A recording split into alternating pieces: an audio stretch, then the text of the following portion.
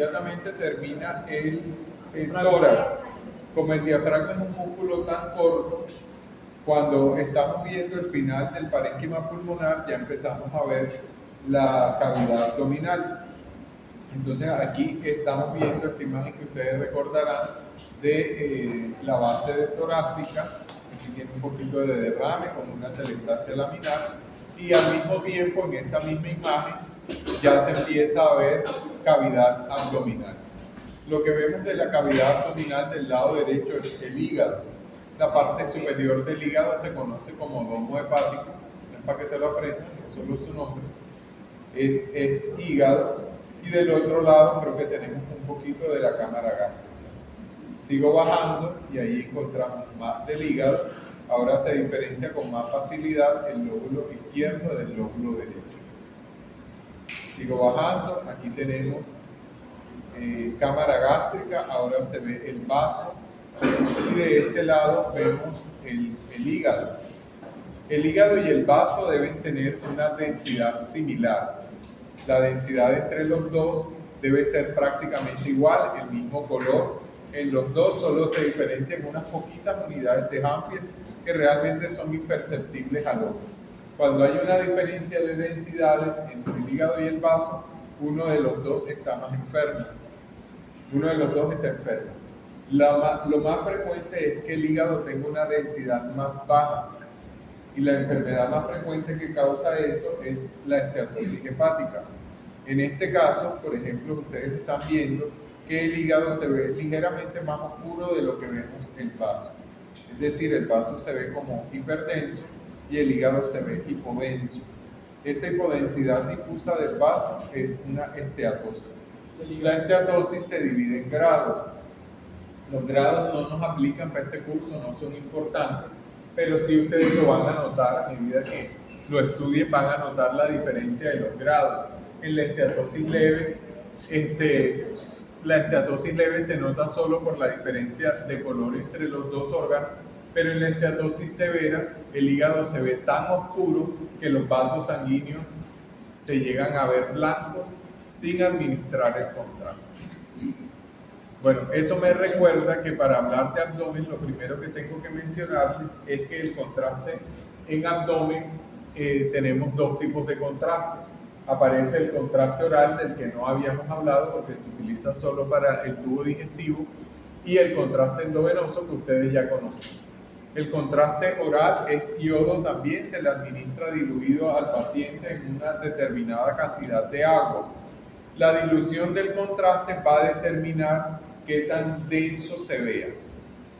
Es decir, que el contraste poco diluido se ve muy blanco y se va a ver muy blanco el interior del tubo digestivo, y el contraste que está más diluido se ve como este que tenemos acá, se ve como un grisoso claro, pero puede llegarse a ver muy blanco,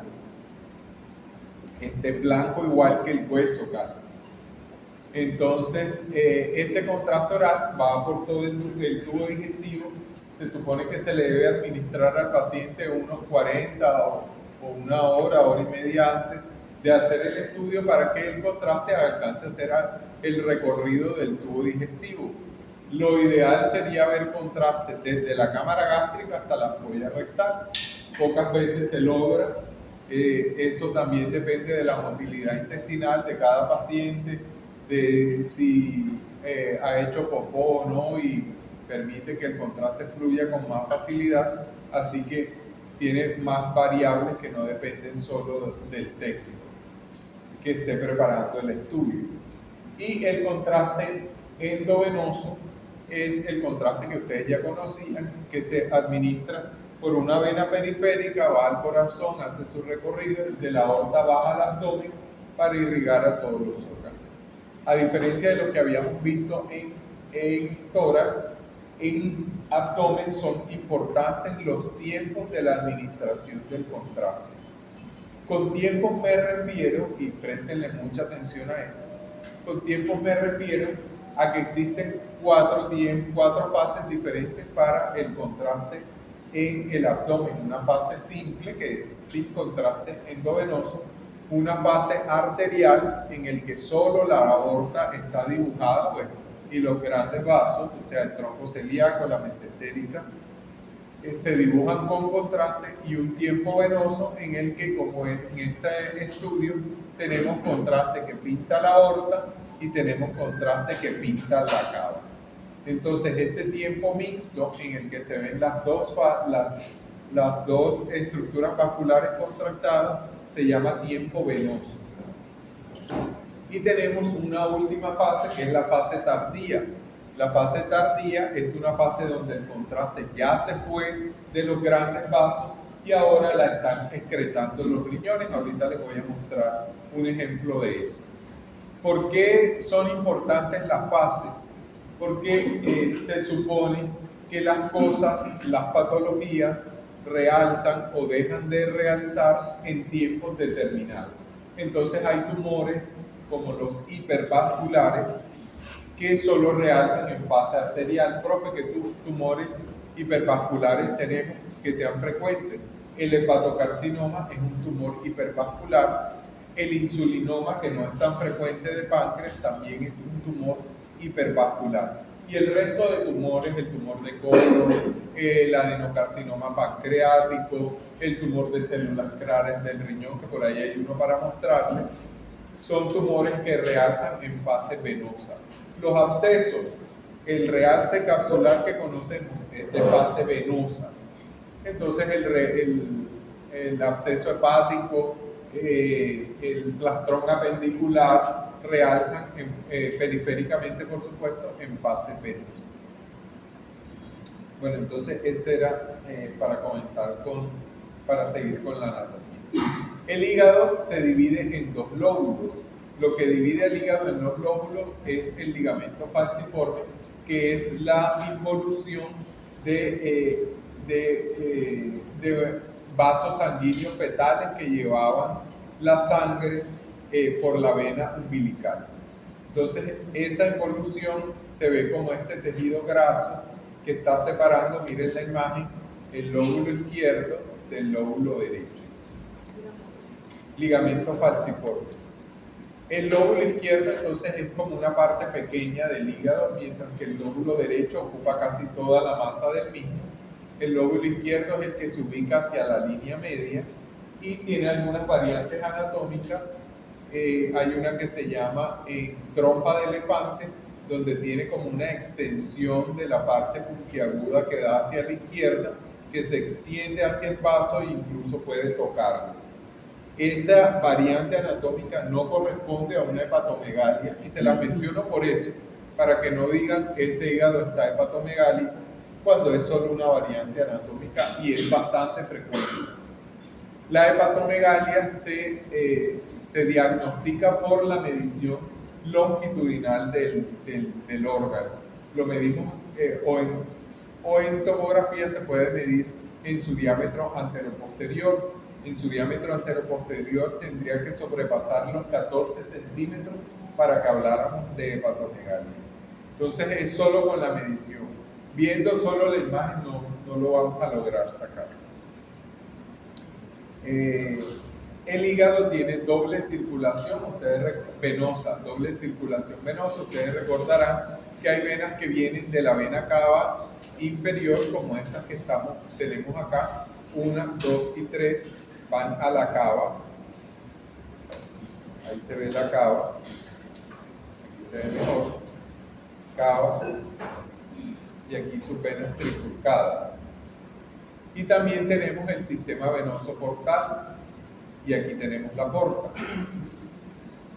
Ahora en una imagen aquí se ve más elongadita, aquí tenemos porta y vena cava. Entonces el hígado tiene doble sistema venoso, y ya saben que el arterial sí es uno solo. Por debajo del hígado, y como también entre el lóbulo derecho y el lóbulo izquierdo, tenemos la vesícula biliar. La vesícula biliar es un órgano de contenido líquido, de paredes finas, y el contenido debe ser homogéneo. El estudio de la vesícula biliar y de las vías biliares no se hace con tomografía. Cuando hay alguna patología grosera, obviamente se ve cuando hay cálculos que son de calcio, se ven, cálculos de colesterol también pueden verse, Cuando hay una colecistitis también se ve, pero de todas formas el estudio de la vesícula biliar y la vía se hace por ecografía, y lo que la ecografía no alcanza a resolver se resuelve con resonancia. La tomografía no es el estudio para estudiar la vía biliar. ¿Por qué les digo eso? Porque ustedes son los médicos que van a solicitar estudios. Entonces a ustedes les va a tocar decidir qué piden para qué cosa. Entonces, la vía biliar se estudia con ecografía.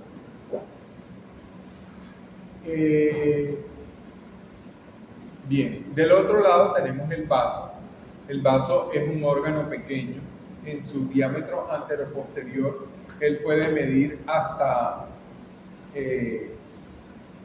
13 centímetros, y más allá de los 13 centímetros hablamos de esplenomegalia.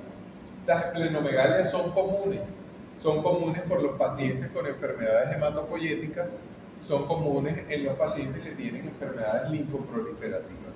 Entonces no es un dato menor.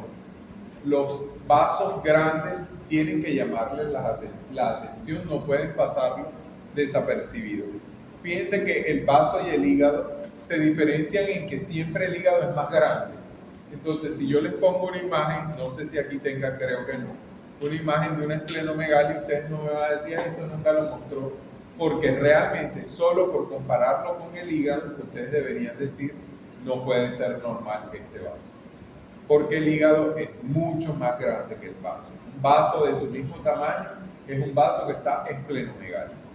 El vaso entonces es un órgano pequeño. Tanto el hígado como el vaso tienen unos contornos que son lisos, ¿sí ven? Y el vaso tiene este festoneado hacia el ilio, pero el resto de órganos, el resto de los dos órganos tienen un contorno liso, regular, como suave, nada de ondulaciones. Y profe, lo que está entre el estómago que está aquí, el huevo de arriba. Esto es cámara gástrica. Todo cámara gástrica, solo que tiene líquido con aire. No, sí, lo que me refiero es que no se está es el estómago y la Esto. No, del otro lado del vaso. Eso es tejido graso. Esto es tejido graso. La grasa del estómago, de la cavidad abdominal, la comparan con la grasa del tejido celular subcutáneo, como para darse una idea en la misma imagen. Y la línea esa estaba por la cámara, Esto, diafragma.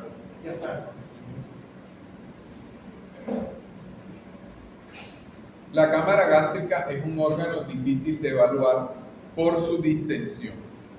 Él debe evaluarse en sí cuando está lleno. Por eso las tomografías se realizan haciendo que el paciente tome un poquito de líquido justo antes de realizarlo, cosa que la cámara gástrica quede ligeramente distendida.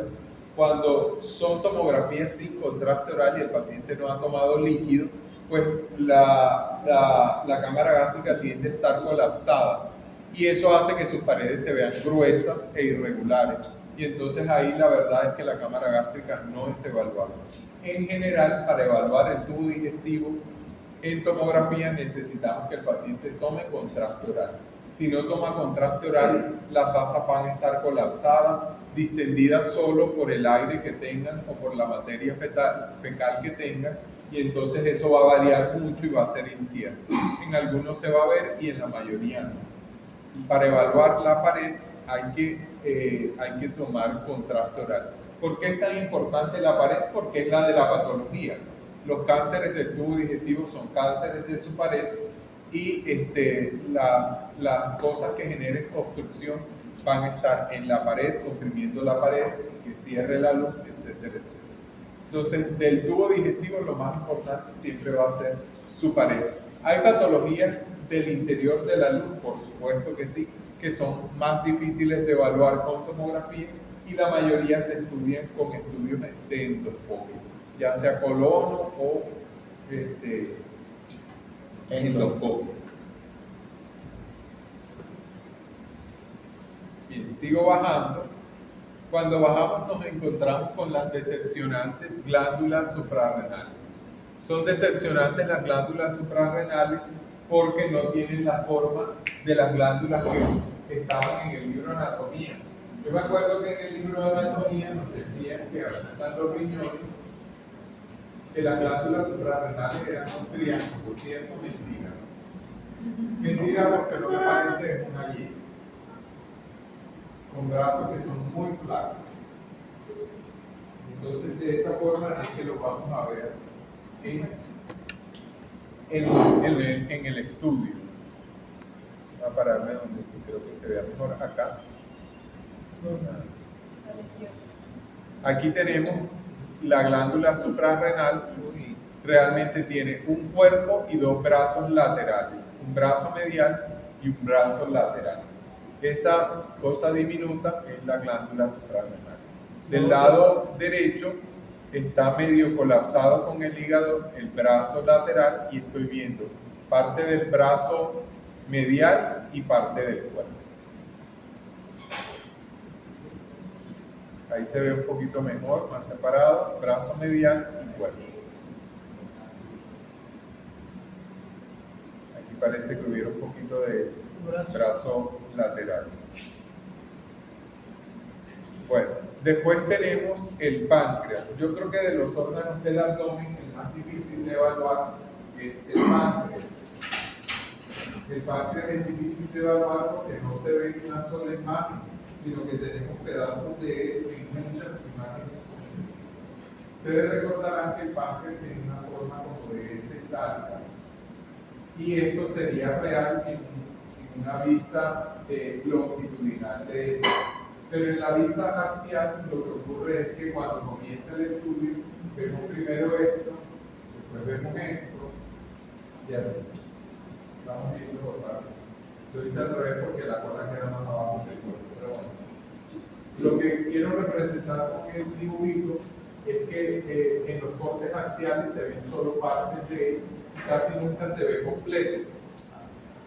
Hay personas en los que sí, pero en la mayoría no.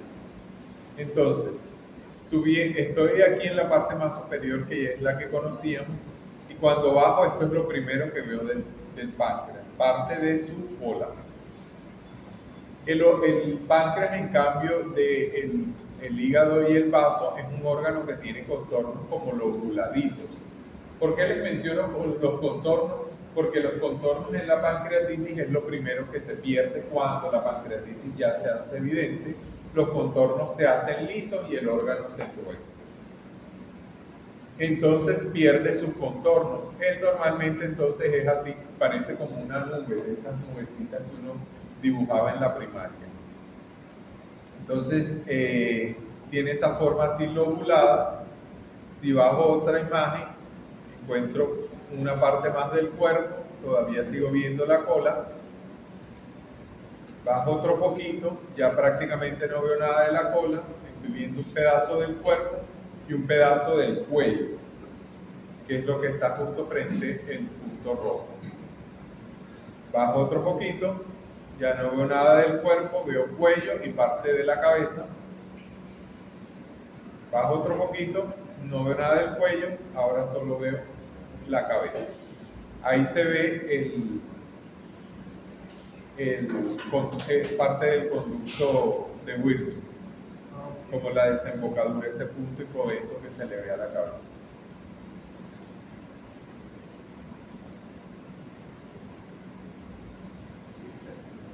Entonces ahí está el páncreas. El hígado, el vaso y el páncreas tienen todos una densidad parecida, que es una densidad de tejido blando. Voy subiendo y nos devolvemos ahora para mirar los riñones. Los riñones creo que son el órgano más fácil de evaluar con tomografía, tienen justo la forma que uno recordaba. Lo único que no nos gusta es que no aparezcan a la misma altura. No aparecen a la misma altura porque el hígado ocupa más espacio, entonces el riñón derecho tiene que estar más abajo porque no caben los dos. Entonces siempre encontramos primero el riñón izquierdo y el riñón derecho cuando empieza a acabarse el hígado.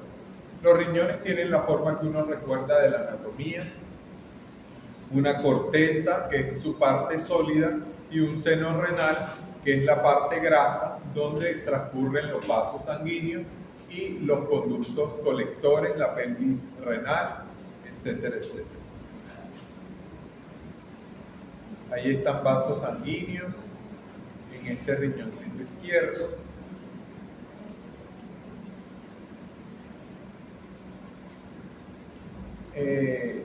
Y bueno, los dos riñoncitos se ven normales. Los riñones miden entre 8 y 14 centímetros en las personas normales. Esa variación va a depender del peso y de la talla de cada uno. Entonces, pues el promedio es que los riñones más o menos estén alrededor de los 11 centímetros. Las personas que son muy chiquitas pueden tener riñones de 9 centímetros.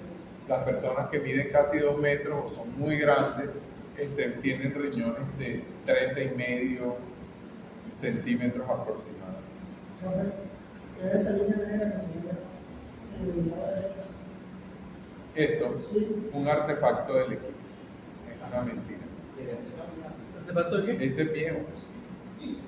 No, mentira, ahora volvió a salir así.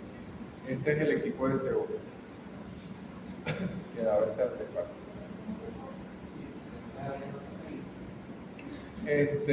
Bueno, tenemos un espacio virtual que es el retroperitoneo. ¿Ustedes se acuerdan del retroperitoneo? Por supuesto. Sí. ¿Qué tenemos de órganos en el retroperitoneo? El riñones, el páncreas, ahora la glándula suprarrenal, la aorta, la vena cava. Ese espacio virtual no se ve, pero se hace notorio con las patologías. Por ejemplo, ¿con cuál? Cuando hay ascitis. Cuando hay ascitis hay líquido por todas partes, pero los riñoncitos, el páncreas queda respetadito y ahí se nota la división.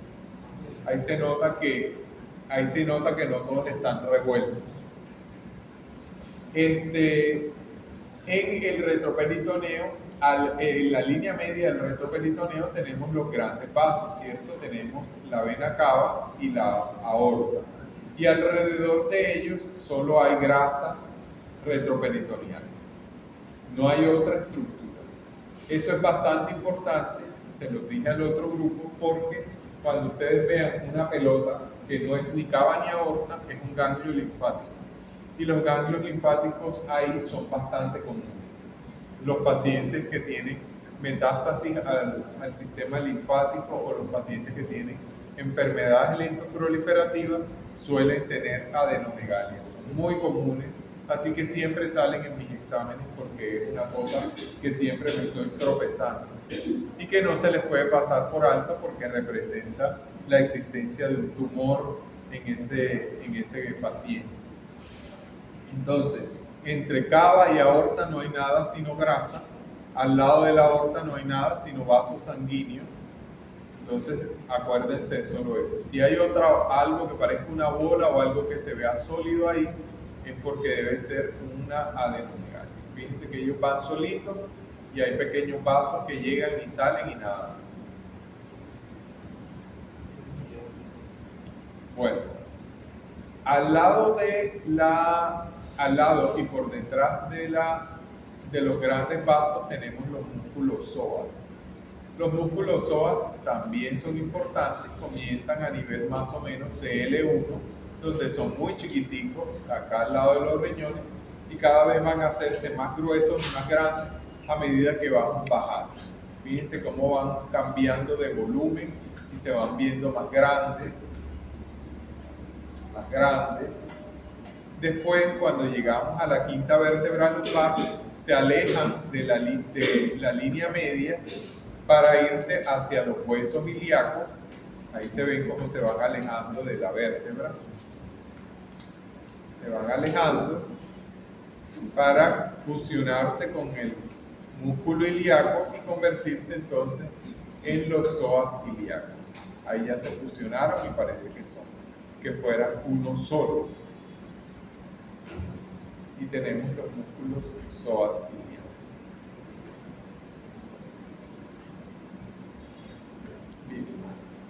Sigo bajando y bueno, ya aquí en la cavidad pélvica tenemos los huesos de la cavidad pélvica, tenemos los músculos ilíacos, los huesos ilíacos y se ven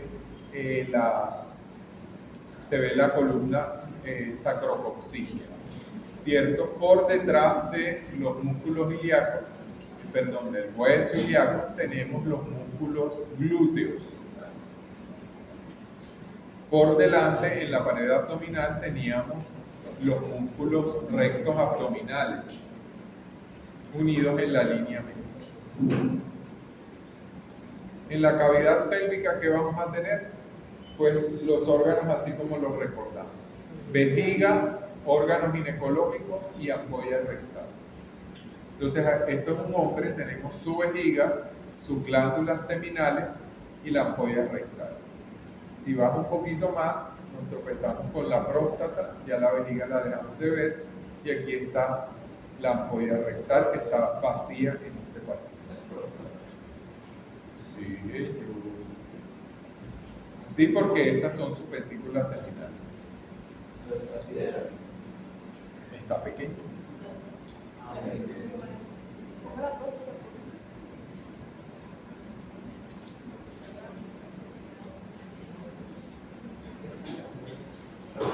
Bueno, después tenemos el dolor de cabeza del tubo digestivo. El tubo digestivo es un dolor de cabeza, son demasiadas cosas y es lo que genera error en su interpretación de las imágenes. Entonces traten de prestarme mucha atención en este aspecto. Primero comenzamos con la cámara gástrica, ¿no? De la cámara gástrica ustedes saben que viene la cámara gástrica, entonces bueno, será grande o pequeña dependiendo del paciente, de si se come una hamburguesa o si se come 3 y todavía le queda espacio. Entonces los estómagos dependen de cada paciente. Después encontramos el esfínter pilórico, que siempre va a estar cerca del hígado, a la derecha de la línea media. Y después del esfínter pilórico, aquí tenemos cámara, esto todavía es cámara gástrica, y aquí tenemos su esfínter pilórico. Y por acá comienza la primera porción del duodeno. Esta la tenemos distendida al lado de la cabeza del páncreas. Si se acuerdan que la primera, segunda y tercera le dan una vuelta de reloj a la cabeza del páncreas, como un continente para la cabeza del páncreas. Por acá tenemos la segunda porción y cuando cruza del otro lado, por acá tenemos vamos un poquito más, aquí tenemos la tercera porción del duodeno. Y después viene todo el intestino delgado. El intestino delgado son ¿cuántos metros? ¿Ustedes se acuerdan? Son 12. Más o menos 12 metros de chinchurria, entonces son difíciles de ver.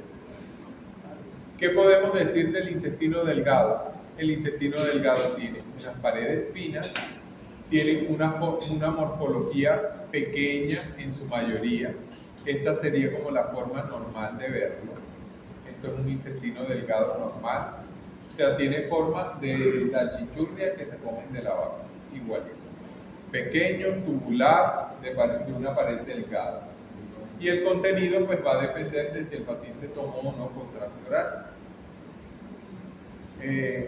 Cuando este paciente tiene un asa de intestino delgado que en cambio está dilatada y distendida, su patología es intestinal, ahorita después se las muestro, pero entonces tenemos un asa de intestino delgado normal y un asa de intestino delgado que está distendida. En la siguiente clase, cuando hablemos de obstrucción intestinal, vamos a mencionar más profundamente de las dilataciones. Por ahora, que me interesa que reconozcan el asa normal. El intestino delgado ocupa el centro de la cavidad abdominal, entonces es como que es debajo de los órganos del hemiabdomen superior, todo lo que ocupa el centro debe ser intestino delgado.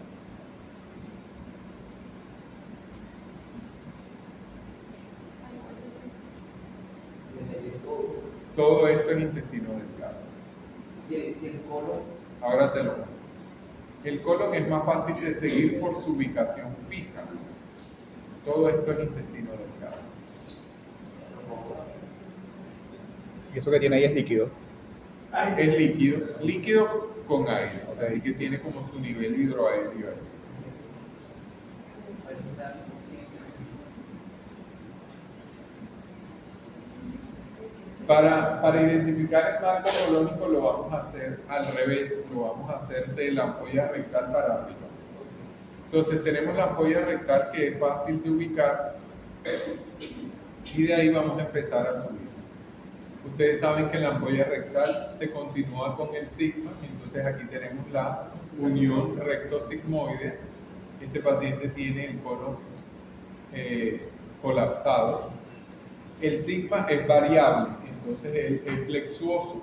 A veces sube, a veces se queda ahí en la cavidad pélvica. Eso es como anatomía de cada uno. Este paciente hace un rulo para la derecha, de la línea media va hacia la derecha. Aquí va el colon.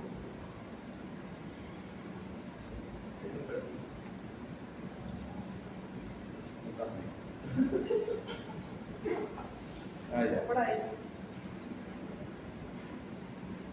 Lo que hizo es este y se continúa con este de acá. Lo que hace es que ahí se ve más o menos la unión y de allá salta a este lado y va a buscar la izquierda. Ahí hace este nuevo rulo, todo este recorrido para buscar el colon descendente.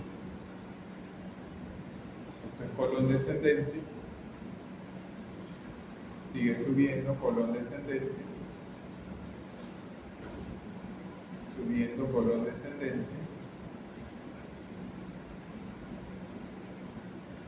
Colon descendente. Colon descendente. Cuando lleguemos al vaso, él va a cruzar para hacer el ángulo esplénico. Colon descendente.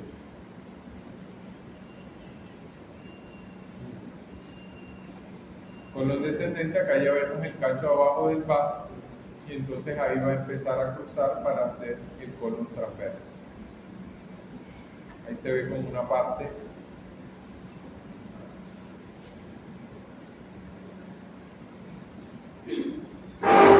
Colon transverso.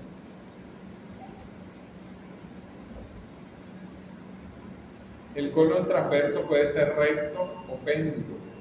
Entonces, si el paciente tiene un colon transverso péndulo, va a tender a descender. O hay otros pacientes en que simplemente en una sola imagen se ve cómo atraviesa de lado a lado.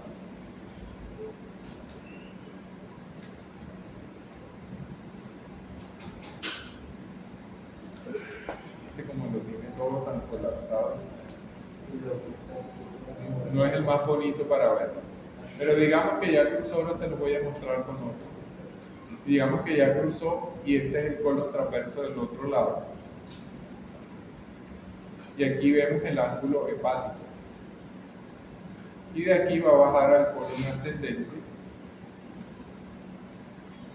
Ahí es donde se ve la sonda hepática de la evolución.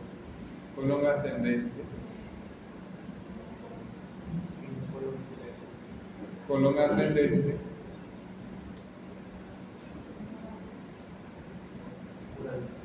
Y por acá el ciego. Fíjense que aquí se nota la válvula iliocecal y cómo entra el ilio terminal y se conecta con el ciego. Díganme que lo ven. No. Colon, que inmediatamente por arriba estaba solo, ¿cierto? Aquí está el ciego. Y si bajo, ustedes ven que se conecta con esta otra asa. Se nota por la diferencia de los calibres y de la forma. El intestino delgado, como es más pequeño y como colapsado, se nota cuando cae en este vacío que es mucho más amplio, más ancho y de una pared ligeramente más gruesa. Entonces se nota. Y alrededor de la válvula siempre hay un poquito de grasa que se ve como hipodensa. Entonces ahí es donde se nota en el cambio de calibre y la ubicación, por supuesto, que está a la derecha, ya casi en la cavidad. Entonces aquí está un tipo de vértebra también. No, esto es abajo, debemos estar cerca de la 4 o la 5. Si baja un poquito más, mire, esta es la quinta, que es la más ancha. Entonces estamos en la cuarta. Este lado es colon ascendente, derecho, es derecho. Claro. Bueno, entonces el colon se identifica porque le hace el marco, ¿no? Hace su posición como uno la recuerda de la anatomía y eso sería como lo habitual. Vamos a ver este otro que tiene más grasita y el colon se diferencia con más facilidad.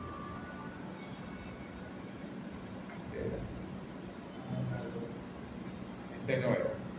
Pero bueno, este no es el gordo que recordaba, pero por acá, como no tiene la misma patología, el colon transverso se ve mejor. Vamos a seguir esta asa hacia la izquierda para ver cómo se conecta. Ahí va. Y ahí conectó con el colon descendente haciendo el ángulo al pleno. Si baja, aquí estará colon descendente.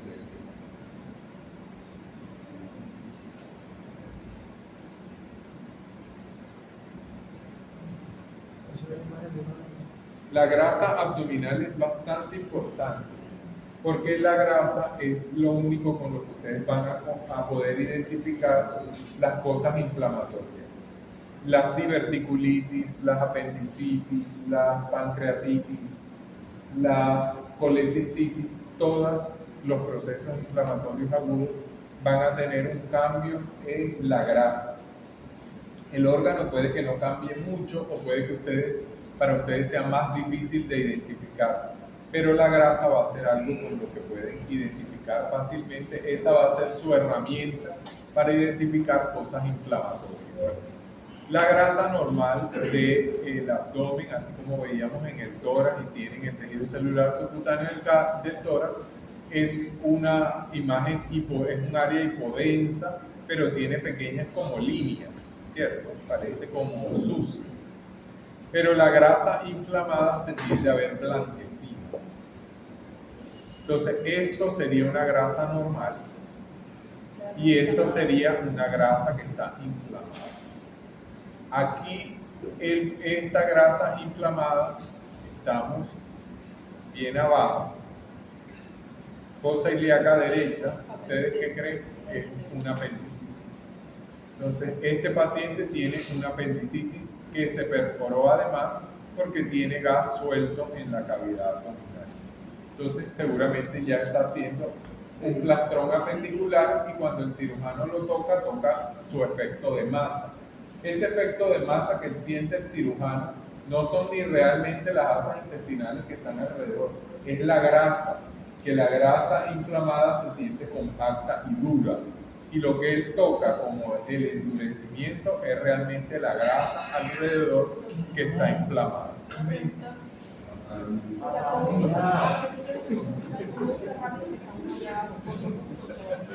Por los psoas, porque veas parte del glúteo, porque veas un poquito de las crestas ilíacas, uno te ubicas en que estás abajo. Entonces, ¿cuánto está muy fuerte? Sí, gordito. Quería como confirmar. Este paciente, en cambio, tiene la vejiga bien distendida. Esta es una mujer, aquí está el cuerpo uterino. Los órganos ginecológicos, tanto lo de los hombres como los órganos ginecológicos de las mujeres, no se estudian con tomografía. ¿Qué pasa?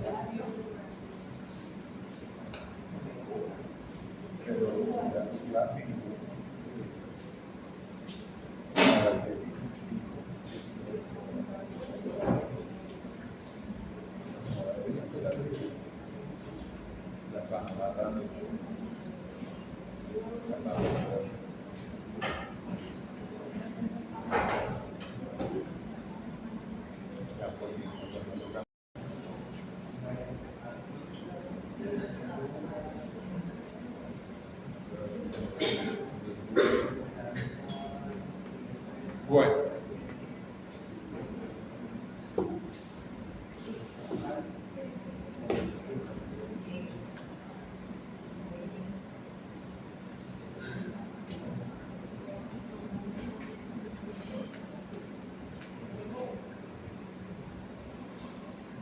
Bueno, esto es una vista coronal de un abdomen, es un poquito más anatómico, pero la verdad es que los estudios se hacen en axial, entonces las vistas coronales no es algo que quiera que estudien. Hay reconstrucciones, sí, pero siempre vas a tener la oportunidad de tenerlas igual en cada estudio para que lo puedan ver, pero no en los exámenes. Los exámenes siempre van a ser en axial. Este es el mismo paciente, tiene lo que me hablabas ahorita, Dana, de la hidronefrosis. Ay, sí.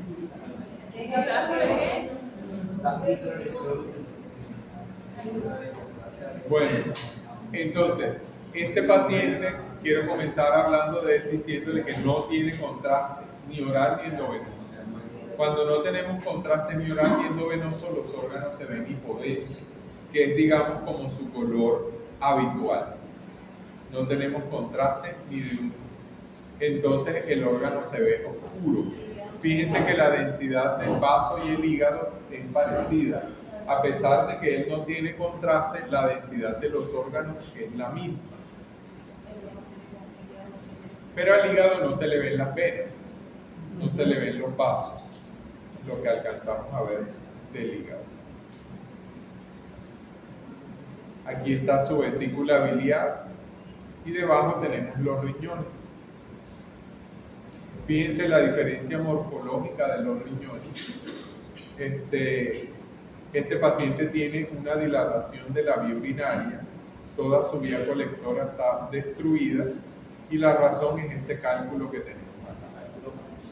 Las hidronefrosis se dividen por grados, grado 1, grado 2, grado 3, grado 4. El peor grado es este, cuando ya el riñón es solo una bolsa de líquido y no tiene prácticamente nada de corteza. Si ustedes lo miran con detenimiento, se fijan que hay dos densidades diferentes. Esto que se ve como el borde, que parece como la pared del absceso, es realmente lo único que le queda de tejido a ese riñón y todo lo demás es una bolsa de orina. Entonces se constituye, por supuesto, en un reservorio para infecciones, para que las bacterias ahí se multipliquen y hagan su algo.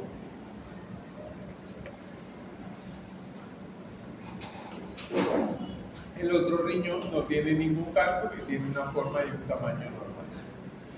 La vía colectora del otro riñón se diferencia un poquito mejor de como este paciente tiene más grasita intraabdominal, la vía se ve mejor. Fíjense que aquí se ve su vía colectora y se ve la densidad de líquido adentro, a diferencia de la densidad del tejido blando de su corteza.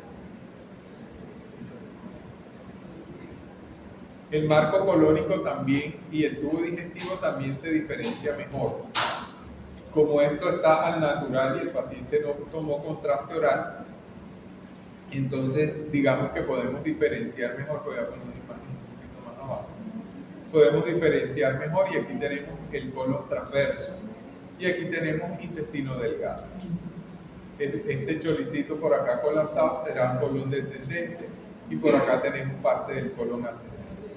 Y esto colon descendente, el colon transverso. El colon transverso, pues tiene, el colon en general tiene su contenido propio de la materia fecal que se ha ido produciendo y la materia tiene siempre como esta forma que los libros llaman migajas de pan, que parece que hubiera tejido sólido con muchos puntos adentro. Y esos puntos adentro corresponden a su contenido gaseoso. Entonces es como el pedacito de ese con los punticos de gas en su interior.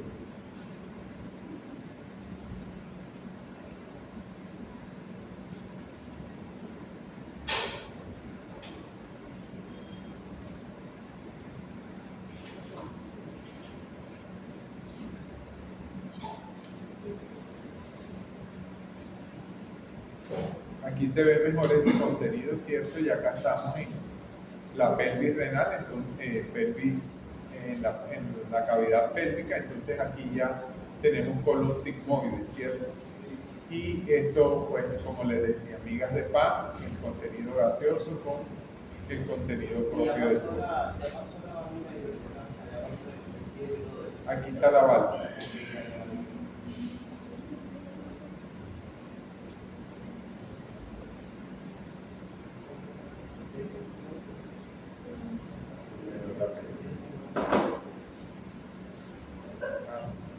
Aquí está el apéndice, este choricito que sale detrás del cielo. Miren qué chiquito que es. Voy a moverlo para que se vea, para que lo noten. Se ve cómo se une. El apéndice es muy variable en su longitud. Hay apéndices que pueden, eso debe medir como 2 centímetros, pero hay apéndices que pueden medir 25. Entonces el apéndice de 25 sube hasta la vesícula o se cruza a la línea media y queda al lado de la vejiga. Así que la sintomatología es variable. No todas las apendicitis dan dolor en fosa ilíaca derecha. Comienza ahí sin duda. Aquí tenemos una paciente joven, entonces tiene un útero más grande. Este útero está como levantado, como que mira para el frente, por eso se ve todo el cuerpo, digamos, explayado. Y su vejiga. ¿Cómo dice? A ver, no, parece que es un volumen parcial de lo de arriba. Un volumen parcial significa que no alcanzamos a ver bien el órgano, sino que estamos viendo parte de la grasa o del órgano que está encima. La paciente cuando estaba haciendo la tomografía con la Y la mayoría se hacen así, con ganas. o sea, porque se ve como a la mitad de parte que te digo ya. Ah, bueno, sí, también tendría su gases ahí por la mano. Lo que acá es, bueno, no la ponga y explique ella. Esto sería entonces vejiga, que está medio improntada por el cuerpo del útero, el útero y la ampolla rectal. Ampolla rectal con contenido propio, bastantes peitos ahí. Acuérdense que el gas tiene esa densidad hipodensa bien negra, marcada. Entonces es gas. Su peo buscando vía. Un poco de peo. Donde se eche uno se pichonea. Parece que dice el dicho del peo.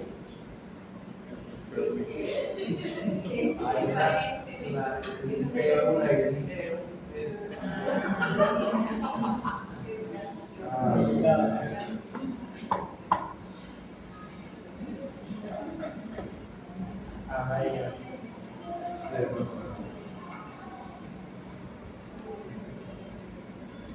Uy, esa bola así es bonita. ¿Y eso ahí? Porque pule más a dominar. Manera.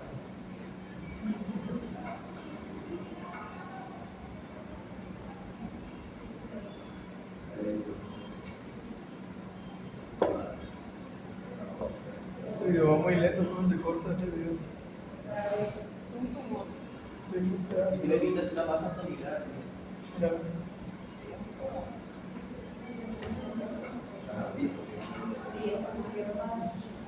¿Usted lo ve bien así, corrido? Pausa todo. ¿Usted lo ve así, corrido bien? O sea, mire allá atrás. Acá se ve diferente, póngalo otra vez. Y todos se ven así. Ahora sí se va a ver bien. Ahora que se ve.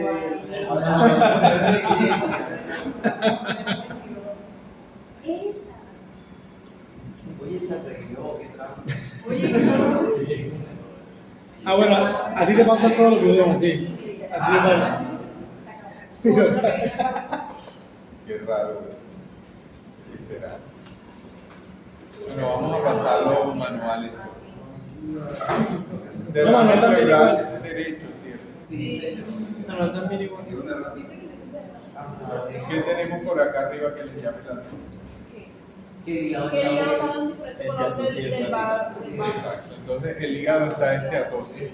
O sea, hígado graso.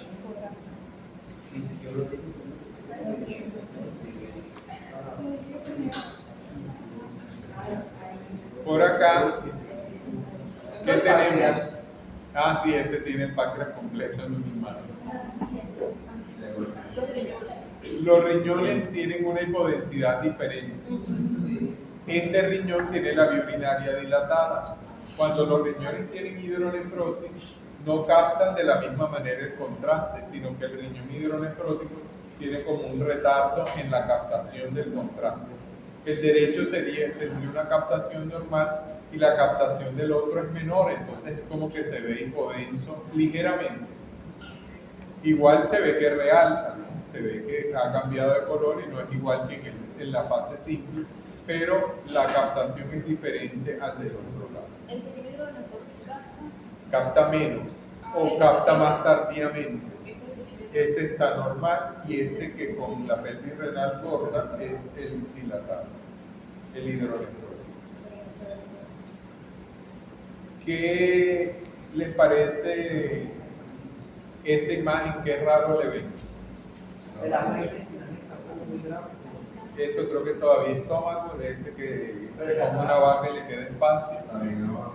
Esto tiene, pues, el ascendente tiene bastante contenido propio.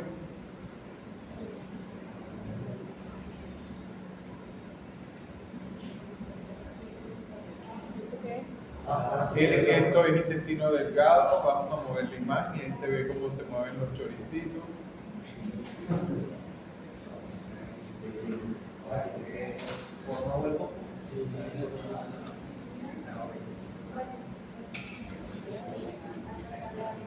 ¿Tiene qué? Dilo. Duro. Tiene adenomegalia. Entonces, en el retroperitoneo, aparte de la vena cava y la aorta, tiene una masa con densidad de partes blandas que corresponde a un conglomerado adenomegálico. Si yo me voy un poquito más arriba, no eran tan grandes y lo que tienen son adenomegalias pequeñas. Y si bajo, tenemos el conglomerado, que es como la aglomeración de las adenomegalias. Una gran masa, entonces él tiene un tumor. Sin duda. Y por acá abajo tenemos una masa gigante que esa todas lo vieron y gritaron que era un tumor. Bien, es una masa como quística que tiene septos internos. Con septo me refiero como a esta banda que tiene una densidad diferente al líquido y además se ven como estructuras vasculares que realzaron. Aquí se ve como otra estructura vascular, más banda. Fíjense que las paredes son gruesas e irregulares y hay un poquito de alteración de la grasa a su alrededor. Fíjense que este paciente también tiene la grasa alterada en el tejido celular subcutáneo. Acá en la región dorsolumbar sería esto.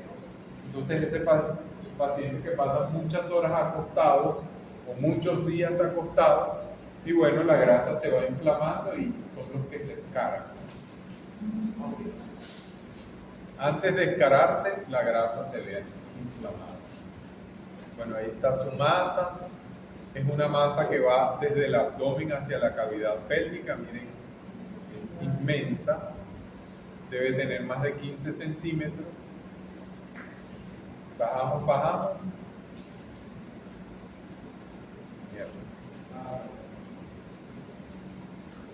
Esto es una mujer, ahí se ve un poquito de los labios. Entonces, como es una mujer y la masa es abdominopélvica, esto tiene que ser una masa de ovario. O sea, por deducción. Quiste no. El quiste no tiene esas paredes gruesas, no tiene ese contenido heterogéneo, no tiene vasos sanguíneos que le atraviesen de un lado a otro. Esto es un tumor de ovario.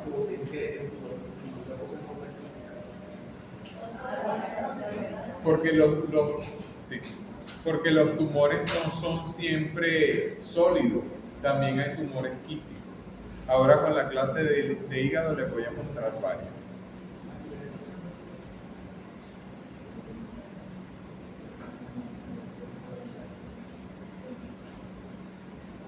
Fíjense que acá en la pared abdominal no se ve completo, pero sí está cortado justo esa parte, pero se ve que tiene una hernia en la pared abdominal. Fíjense cómo esto, que es una asa intestinal, pasa al tejido celular subcutáneo por ese defecto que tiene en la pared. Y unos cortecitos más abajo se ve el intestino delgado en el tejido celular subcutáneo. ¿verdad?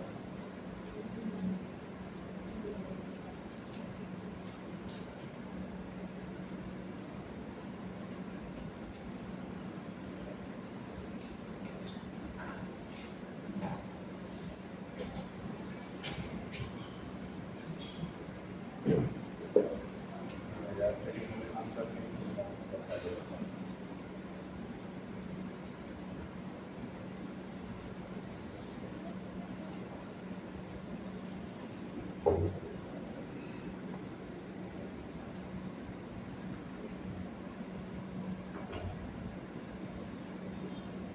Los riñones que te gustan nada, unos riñones con malformación congénita que se unen en la línea media, riñones en herradura.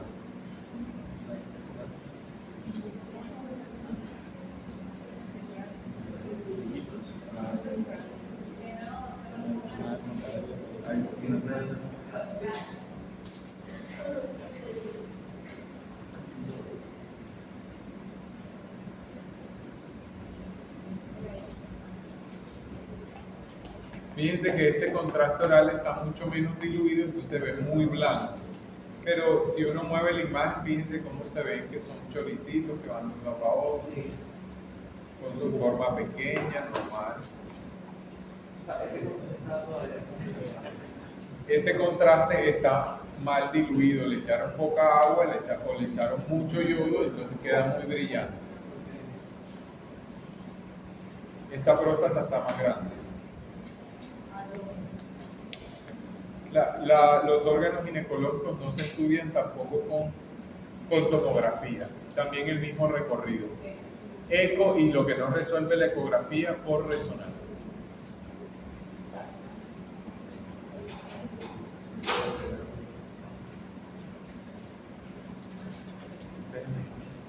Bueno, esta es la fase simple del mismo. Entonces fíjense que los riñones pues no tienen contraste y toda la cortical se ve hipodensa.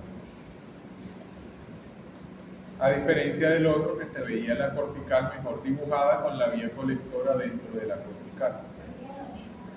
Sí, es el mismo paciente, solo que esto es la fase sin contraste. Solo tenía el oral sin el endovenoso.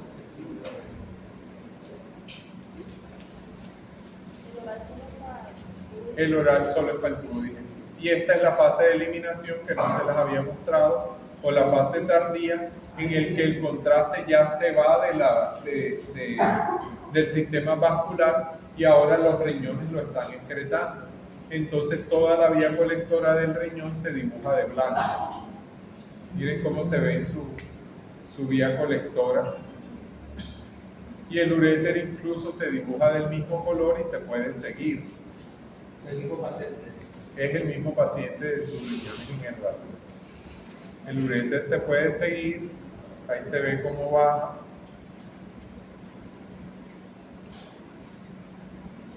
Ahí se ve cómo va. Y aquí se ve entrando a la vejiga.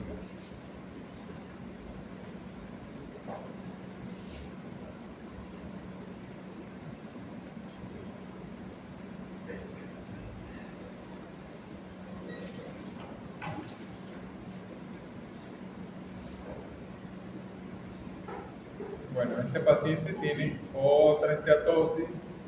Ustedes saben que a nosotros nos encantan las salchipapas desde que tenemos 17 años, entonces. Desde antes, exageré. Desde los 11 por ahí. Amamos las salchipapas y los perros calientes, así que. ¿Cómo lo notas? En la diferencia de la densidad. Esto sería una esteatosis leve. Entonces solo se nota en la diferencia de la densidad. El vaso parece que fuera más blanco y el hígado se ve más oscuro. Solo es diferencia de densidad. Muy leve. Es leve. Así deben estar parte de ustedes que viven mamando salchipapas. No te la saben. Sofi, ¿dónde está? Yo creo que son. Una salchipapera.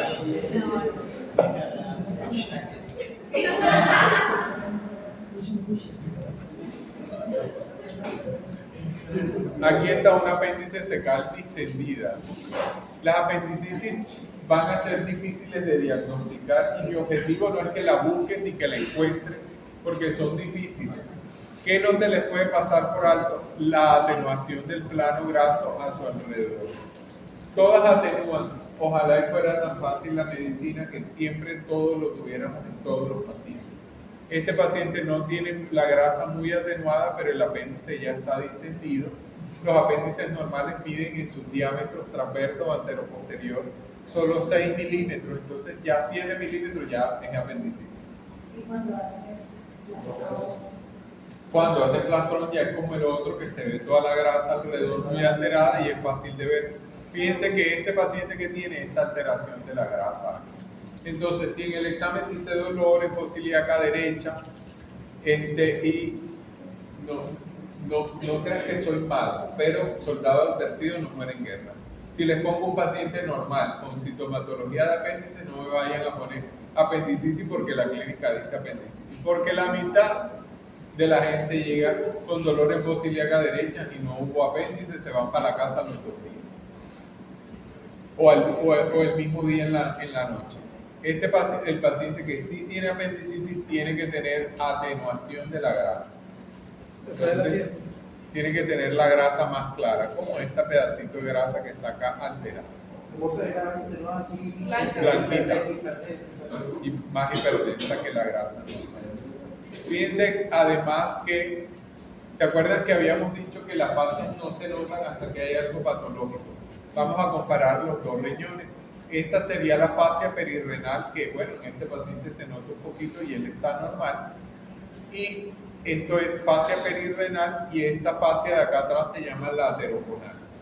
Esa lateroconal, que es es parte de la fascia del colon, de lo que sostiene el colon. Fíjense que esa fascia de acá por detrás, la fascia perirrenal, está engrosada y si uno lo compara con la otra, ve fácilmente la diferencia del volumen. Entonces, este paciente tiene inflamada la grasa alrededor del apéndice y engrosó la fascia perirrenal. Fíjense que ya no está tan fosa ilíaca ese dolor porque está en el flanco, está al lado del riñón. Entonces, eso como capaz que se den cuenta que las anatomías no son las mismas. Y este apéndice, en vez de quedarse ahí o bajar, lo que hizo fue subir. Por eso el dolor está para allá arriba. Fíjense cómo engrosó toda la fascia. Bueno.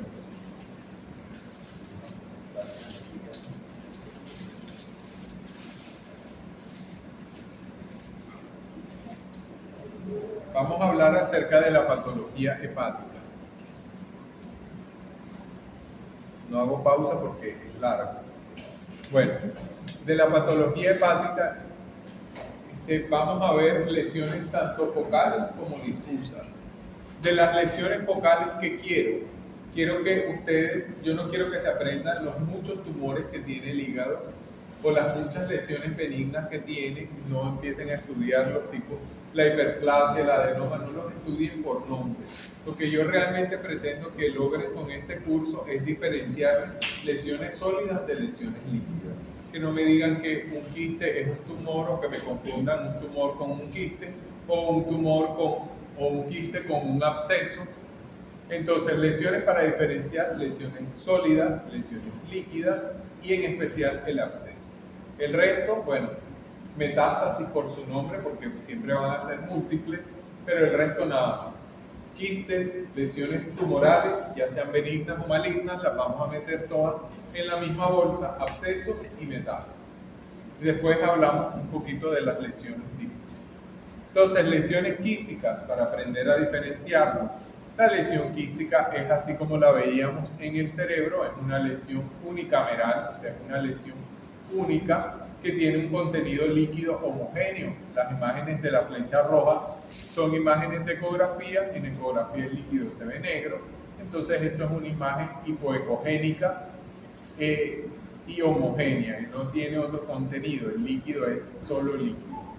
Aquí está una resonancia en un coronal T2, T1 de resonancia, T2 de resonancia, Acuérdense que en resonancia el líquido, las fases se diferencian por el líquido en T1 es hipodenso, el líquido en T2 es hiperdenso. En resonancia tenemos también difusión y el mapa de ADC, no tenemos flare, tenemos T2 y T1 con supresión grasa, en el que la grasa que aquí vemos blanca se va a ver negra. Pero en general, en general no. Lo cierto es que para diferenciarlo, el líquido más fácil de ver en el abdomen es el del canal dural. Se va a ver hipointenso en T1 y se va a ver hiperintenso en T2. Entonces aquí tenemos una lesión que tiene una pared fina que prácticamente no se nota y homogénea tanto en el T1 como en el T2. El quistidatídico es una lesión también quística, pero tiene contenidos internos. Fíjense que tiene pequeñas telitas adentro. Quiste hidatídico. El del parásito, no lo conocíamos. Ya me devuelvo, esta es la parte inicial para que pues lean un poquito de lo que tiene. Los quistes hidatídicos se dividen en 4 tipos. Yo no quiero que se aprendan los tipos ni nada de eso. Es como para que los diferencien. El quiste hidatídico entonces es un quiste con septos internos. Esas telitas que se le ven hipointensas en el interior del T2 son septos, o sea, son pequeñas divisiones en el interior del quiste. Este quiste hidatídico, digamos, es el más curioso de los demás. Es un quiste madre con sus hijos quistecitos a su alrededor. Entonces es una lesión también con un contenido que tiene quistecitos alrededor. El quiste hidatídico se le calcifican las paredes. Entonces se ve el contenido líquido en su interior y las paredes calcificadas. Y el quiste hidatídico tipo 4 son las complicaciones del quiste, cuando se rompe o cuando se infecta. Y ahí pues la imagen va a ser más parecida a la de un absceso. ¿Es el tipo 4 que pasó? No, este es el tipo 3, el calcificado. Del quiste roto y del quiste complicado, del quiste infectado no tengo imagen, pero el quiste infectado va a ser como un absceso, no se va a poder diferenciar. Estos no se los muestro para que aprendan la patología, sino para que miren la imagen. Estos son múltiples quistecitos pequeños en el hígado. Entonces el hígado también tiene enfermedades multiquísticas, así como los riñones. Muchos quistecitos llenando el hígado. Son hiperintensos en T2, hipointensos en T1 y tienen paredes finas. Son de contenido homogéneo, pero son muchos. Entonces es una enfermedad multiquística. No todos los quistes son tan quistes. Entonces, así como el quiste hidatídico, esto es una lesión quística grande, pero es un tumor. Es un tumor que se llama sarcoma embrionario. Fíjense que tiene un contenido heterogéneo, tiene unas paredes que son más gruesas y tiene un septo interno. Realmente el diagnóstico diferencial habría que hacerlo con un absceso. Sarcoma embrionario. ¿Dónde estaría la diferenciación principal en la clínica? Porque la realidad es que esta lesión quística tiene paredes gruesas que refuerzan parcialmente, así que parece un absceso. Y el contenido heterogéneo que puede simular también la presencia de gas. Esto en realidad es grasa, pero parece gas. Viéndolo así al ojo, parece contenido gaseoso. Y bueno, el absceso hepático. Así como pasa con el cerebro, el absceso no comienza siendo un absceso, comienza con un área inflamatoria, o sea, con un área como de hepatitis, en el que el tejido se ve hipodenso, al igual que se veía el del cerebro, donde encontramos realces iriformes, al igual que en el cerebro. Este paciente tiene un área de inflamatoria, como de hepatitis aquí, y tiene sus centros ya necróticos, que son los líquidos. Pero todavía el absceso no se le ha formado la pared con claridad. se ven como unos punticos de refuerzo que no son claros, no es como en el cerebro que la imagen es más grande y son más fáciles de ver. Aquí tenemos una fase de eliminación donde vemos que esos refuerzos, estos dos punticos se perdieron y ya no están presentes como para darnos cuenta de que realmente eran refuerzos de tipo vascular del tejido que está inflamado. Después el absceso ya se forma más como el absceso que recordamos, con una pared gruesa, medio irregular, que realza en anillo completo y el contenido líquido. Entonces, ¿cómo volvemos a diferenciar el absceso del quiste? Bueno, por sus paredes y por sus refuerzos. Un quiste simple no va a realzar y no va a tener paredes gruesas. El absceso tiene paredes gruesas y que refuerzan. El absceso, como no nace siendo absceso, sino que pasan largos 14 días para que se desarrolle el absceso en sí, entonces inicialmente son áreas que no se ven que no están confluyendo, sino como un área inflamatoria con focos necróticos. Esta, digamos, que es la imagen más frecuente de ver de los abscesos, el área de necrosis con área inflamatoria sin pared y sin refuerzo, con refuerzos como internos, porque el absceso hepático también es muy sintomático, es un paciente que tiene un deterioro clínico importante, que está febril, etcétera, etcétera. Entonces es un paciente que llega rápidamente a ser estudiado. Fíjense este estómago colapsado. Este estómago no podríamos decir que tiene un tumor porque realmente está muy colapsado para poder evaluar esa pared. La pared del estómago, entonces, así como se los había mencionado antes, distiende mucho cuando está lleno y al colapsar, cuando está vacío, pues la pared se ve gruesa y entonces no debería evaluarse. Por acá tenemos otros abscesos, también sin paredes bien definidas todavía. Este en particular tiene el contenido gaseoso de bacterias productoras de gas. Por acá tenemos un absceso en resonancia.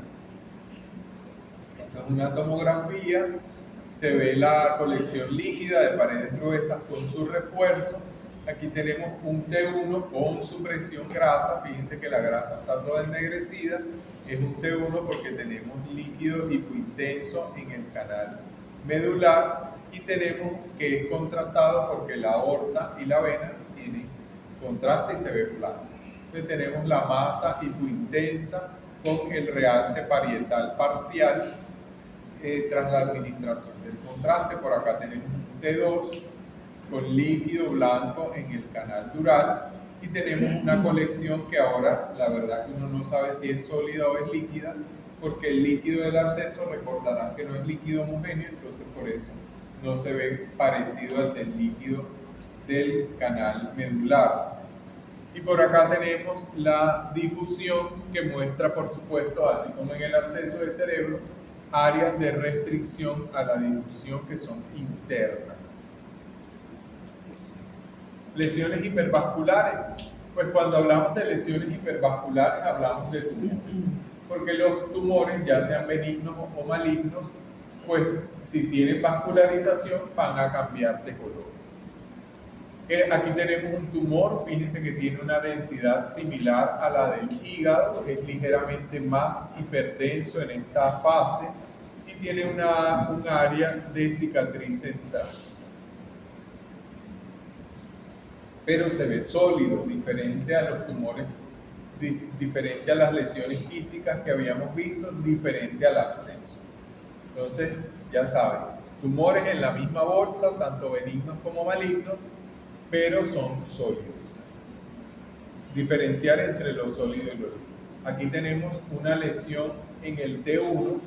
Fíjense que es hipointensa también, pero la intensidad es diferente a la intensidad de señal que tenía el absceso. El absceso tenía una intensidad de señal que era más líquida, más parecida al líquido del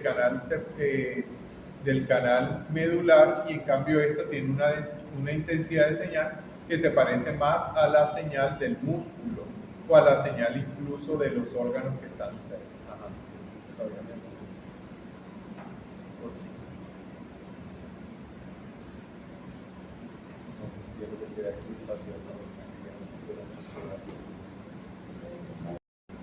Entonces la intensidad de señal es diferente. A eso quiero que le pongan el foco, a diferenciar entre sólido y líquido. Entonces aquí tenemos un T1 con contraste. Fíjense que esta lesión en particular no cambió mucho el color y sigue siendo parecida a la que veíamos en el T1 sin gadolinio. Acá ya tenemos la aorta con contraste. Entonces la lesión, y aquí tenemos la difusión. Fíjense que no tiene restricción la lesión en secuencia de difusión. Bueno, aquí tenemos otra lesión vascular que se ve en la fase contrastada. Fíjense que aquí tenemos una, por acá tenemos otra. El paciente tiene varias lesiones nodulares que han reforzado. Esas lesiones nodulares, si reforzó, es porque es un tejido sólido y vascularizado.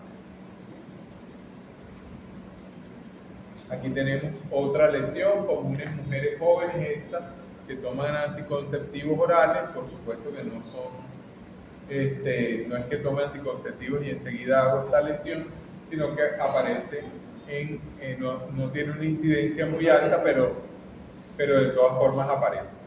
Que tenemos una lesión que tiene una densidad heterogénea, que tiene áreas que parecen líquidas y áreas con refuerzo. Entonces es una lesión sólido-quística, pero toma contraste. Entonces si toma contraste no es un quiste, si toma contraste interno no es un absceso, no de esta forma donde el contraste ya se ve muy marcado. Es heterogénea por el contraste, por el realce.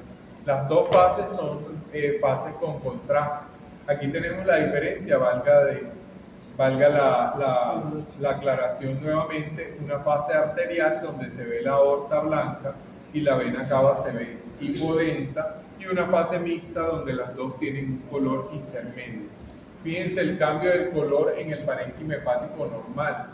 El parénquima hepático en la fase arterial no cambia de color, sigue siendo hipodenso. En cambio, en la fase venosa se ve como un gris claro, cambia muchísimo el color.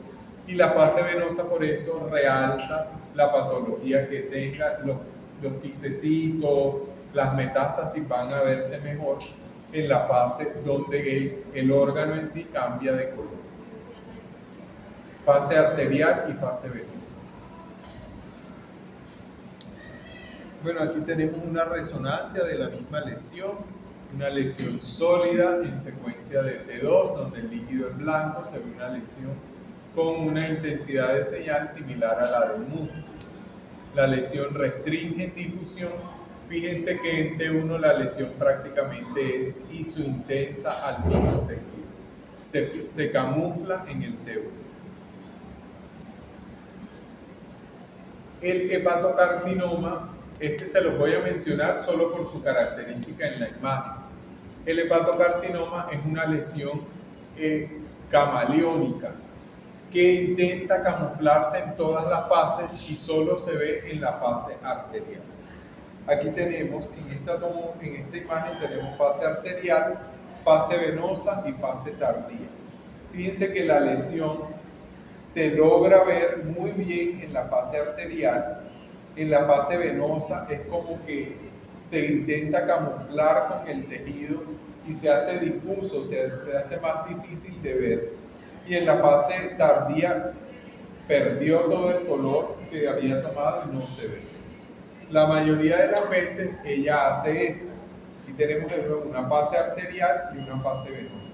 En la fase arterial toma contraste y en la fase venosa lo pierde y llega a ser incluso más bajo del color del hígado en general. Eso se le llama lavado.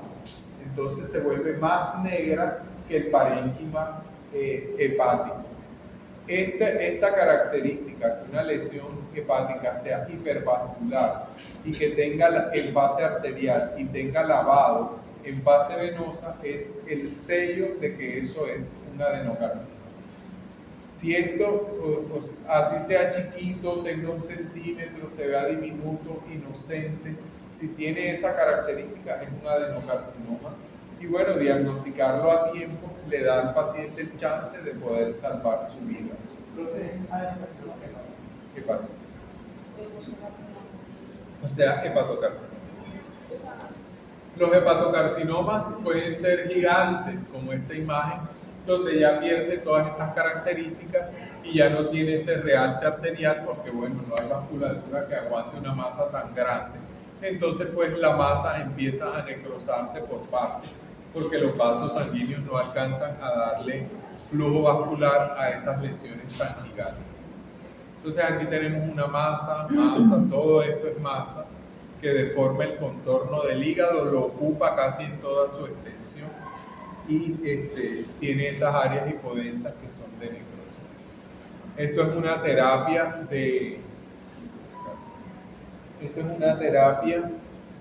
de la lesión donde le inyectan un medicamento que lo esclerosa, lo calcifica y con eso ya lo destruye. Aquí tenemos otra lesión, otro adenocarcinoma, pero en resonancia. Fíjense que es isointenso en fase simple, tiene su realce intenso en fase arterial, tiene lavado en fase venosa y se ve más hipointenso que el resto de la glándula en fase venosa. Aquí tenemos mismas características simples y el estudio en fase arterial. Colangiocarcinoma es otro tipo de tumor sólido, se parece a un hepatocarcinoma gigante. No es para que se los aprendan, yo solo quiero que diferencien lesiones sólidas de lesiones quísticas. Entonces les muestro como las diferentes lesiones sólidas que hay, para que vean que tienen diferentes formas, etcétera, etcétera, pero yo no les voy a pedir nombres, un médico general no tendría por qué saber esto es un adenocarcinoma. Que no confundan un tumor, o sea, que no abran un estudio y digan, esto parece un absceso, y si un tumor es lo que es el propósito. O sea, si te pongo un tumor, te voy a poner tumor, absceso, quiste, y tú espero que no caigas y pongas quiste. No voy a colocar por nombre. No voy a colocar por nombre. Entonces, bueno, aquí tenemos el colangiocarcinoma, que es una lesión difusa pero sólida en el hígado, que también es isointensa en la fase simple. Aquí tiene restricción en difusión. Fíjense que no se ve prácticamente nada en la secuencia de T1 y después vemos las áreas de realce anormales en las secuencias con contraste. Esta es otra lesión sólida, muy grande. Esto es una lesión solidoquística por su tamaño, pero fíjense que tiene todo ese refuerzo periférico. Esto es un hemangioma. Los hemangiomas suelen, miren, que restringen en difusión como lo hace un absceso, pero son lesiones que tienen un realce progresivo. Fíjense que a diferencia del absceso, esta tiene un refuerzo interno pero periférico, y el refuerzo se va haciendo mayor. Lo voy a explicar con las manos. La lesión está aquí, primero refuerza en los bordes y después el refuerzo empieza a llenar toda la base. Entonces eso es lo que se ve acá. Esto es una dinámica hepática. El resonador permite hacer un estudio donde se toman muchas imágenes, muchas secuencias en fase con contraste. Entonces hace un contraste y le inyectan el contraste, hace una fase, hace otra. Y lo que se ve son secuencias en cómo se va comportando la masa a medida que el contraste va fluyendo. A diferencia de tomografía que tenemos fase arterial, fase venosa, fase tardía. En resonancia tenemos como una gama, como un abanico de fases de contraste en los que se ve poquito a poquito cómo va cambiando la masa a través del contraste, y es lo que está mostrando esta imagen. Todas son secuencias con contraste, todas son en tiempo venoso y se ve como la lesión, que primero está con un contraste como un realce como puntiforme, se va llenando y el contraste se hace más grande y después ocupa toda la masa.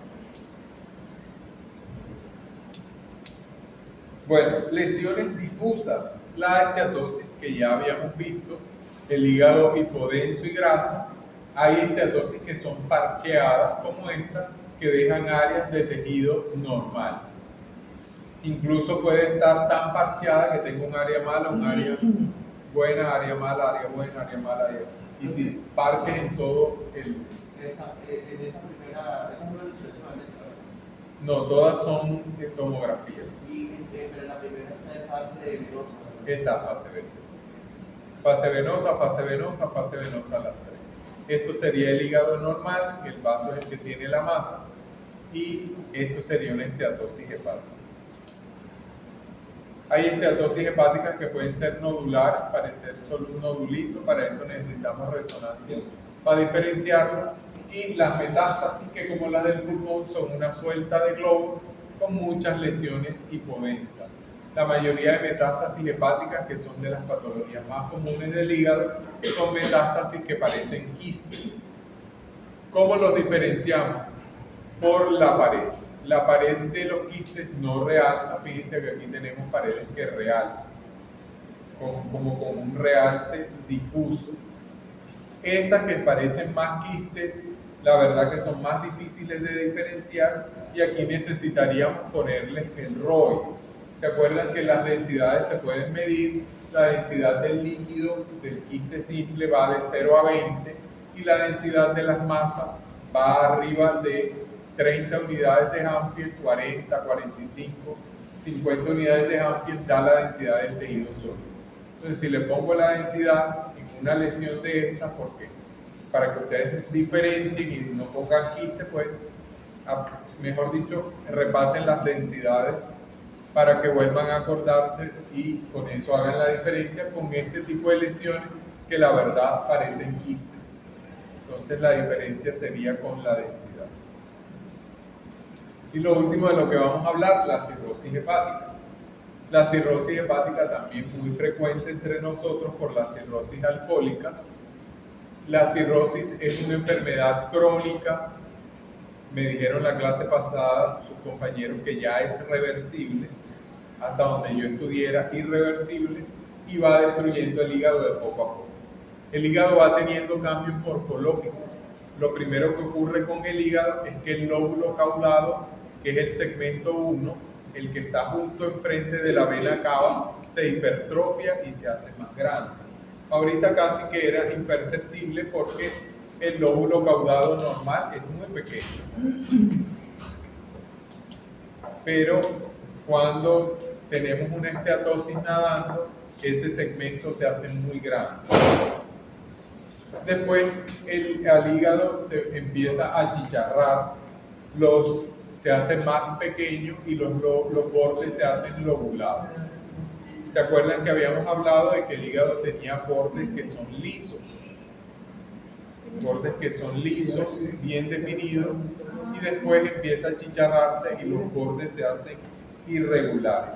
Fíjense que este hígado ya se separó de la pared abdominal cuando los hígados que habíamos mostrado de todos los pacientes estaban rozando las costillas. Entonces el hígado pequeño empieza a separarse de la pared y este paciente por supuesto tiene ascitis y entonces es el líquido lo que está tocando la pared. De este lado tenemos un hígado todavía más chiquitico, fíjense que tiene casi el mismo tamaño del vaso. El hígado es el enfermo en este caso. Listo, muchachos, son libres.